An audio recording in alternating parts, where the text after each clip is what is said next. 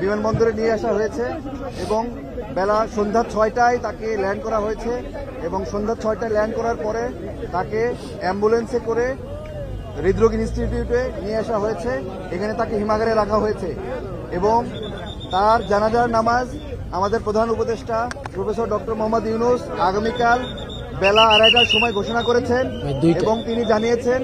যে মানিক মিয়া এভিনিউতে সংসদ ভবনের মাঠে বিশেষ একটি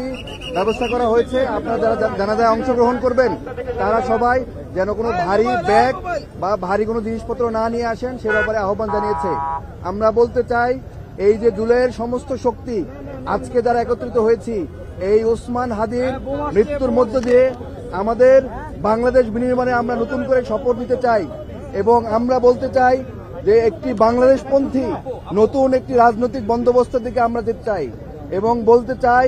যারা বিভিন্ন পক্ষ স্যাবোটাইজ করে বাংলাদেশকে অস্থিতিশীল করার চেষ্টা করছে তাদের উদ্দেশ্যে বলতে চাই যে আপনারা ষড়যন্ত্রকে রুখিয়ে দিয়ে বাংলাদেশের আপামর ছাত্র জনতা আমাদের শরীফ ওসমান হাদি ভাইয়ের রক্তের বিনিময়ে একটি নতুন বাংলাদেশ বিনির্মাণের শপথ নিয়েছে এবং আগামীকাল বেলা 2:30টায় তার জানাজা নামাজ সম্পন্ন করে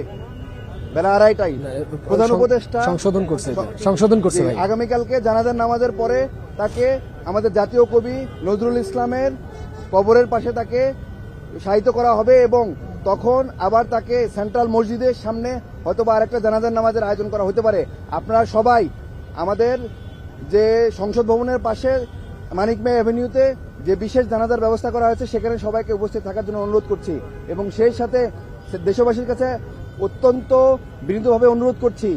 আপনারা শান্তভাবে শহীদ ওসমান হাদি ভাইয়ের রক্তের যে শপথ নিয়েছেন আপনারা সুশৃঙ্খলভাবে আমাদের দাবি আদায়ের জন্য মাঠে থাকবেন। কেউ যাতে কোনো ধরনের কোনো স্যাবোটাইজ করে আমাদের ঐক্য বিনষ্ট না করতে পারে এবং কোনো ধরনের রাষ্ট্রীয় প্রতিষ্ঠান কোনো ধরনের কোনো সংবাদ মাধ্যম কোনো ধরনের টিভি চ্যানেল বা কোনো ধরনের কোনো প্রতিষ্ঠানে যাতে আক্রমণ না করে সে ব্যাপারে আমরা সবাই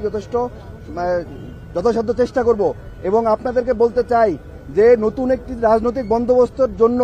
যে রক্ত দিয়েছে এবং জুলাইয়ের যে 1400 শহীদ হয়েছে এবং আমরা ছাত্র জনতা যে মাঠে নেমে এসেছি আমাদের জুলাই এখনো শেষ হয় নাই এবং